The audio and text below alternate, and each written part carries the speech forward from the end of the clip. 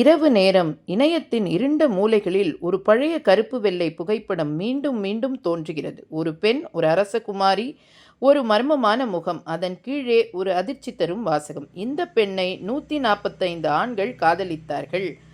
அவர்களால் நிராகரிக்கப்பட்டவர் பலர் தற்கொலை செய்து கொண்டார்கள். இந்த கதையை முதலில் பார்க்கும் யாவரும் அதிர்ந்து போவார்கள். ஆனால் இது உண்மையா அல்லது இணையம் உருவாக்கிய மிகப்பெரிய வரலாற்று பொய்யா?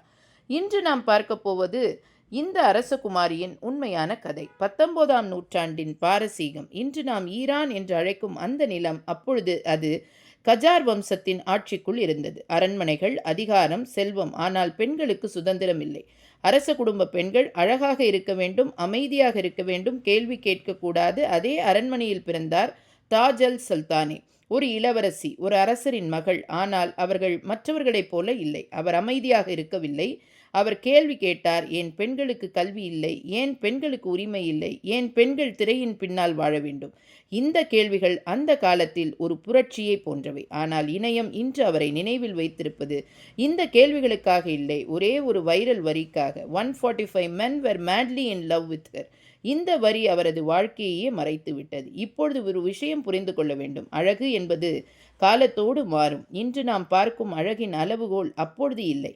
19ஆம் நூற்றாண்டின் பாரசீகத்தில் பருமனான தோற்றம் செழிப்பின் அடையாளம், தடித்த புருவம் கவர்ச்சியின் சின்னம், சில நேரங்களில் முகரோமம் கூட அரசிய கம்பீரத்தின் அடையாளமாக கருதப்பட்டது. அதனால்தான் தாஜ் அல் சுல்தானேவின் புகைப்படம் இன்று பலருக்கு ஆச்சரியமாக தெரிகிறது. இவரா அந்த 145 பேரை கவர்ந்தவர் என்று பலர் கேட்கிறார்கள். ஆனால் அந்த கேள்வியே தவறு. ஏனெனில் நாம் இன்றைய கண்களால் நேற்றைய உலகை மதிப்பிடுகிறோம். இணையத்தில் இது பரவத் தொடங்கி மக்கள் உடனே நம்பினர். பழைய ஆவணங்களை தேடினர், அரச குடும்ப பதிவுகளை பார்த்தனர், வரலாற்று ஆதாரங்களை ஆய்வு செய்தனர். ஆனால் அந்த 145 காதலர்கள் பற்றி எந்த உறுதியான ஆதாரமும் இல்லை. 13 பேர் தற்கொலை செய்து கொண்டார்கள் என்ற தகவலும் இல்லை. இவை அனைத்தும் பின்னாளில் உருவான இணைய கற்பனைகள். லைக்ஸுக்காக, ஷேருக்காக, கிளிக் பைட்டுக்காக ஒரு பெண்ணின் வாழ்க்கையை ஒரு தலைப்பாக மாறிவிட்டார்கள். ஆனால் உண்மையான தாஜ் அல் சுல்தானே ஒரு எழுத்தாளர், ஒரு சிந்தனையாளர், பெண்கள் கல்விக்காக குரல் கொடுத்தவர், பெண்கள் சம உரிமைக்காக போராடியவர். அவர் தனது காலத்தை விட முன்னே வாழ்ந்தவர்.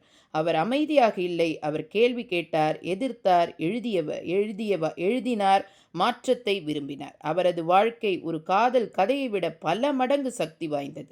ஆனால் இணையம் அவரை 145 பேரின் காதலி என்று மட்டும் நினைத்தது. அதுதான் வரலாற்றின் துரதிர்ஷ்டம். சில நேரங்களில் உண்மையை விட பொய் அழகாக இருக்கும். அதனால் அது வேகமாக பரவும். ஆனால் உண்மை அமைதியாக காத்திருக்கும்.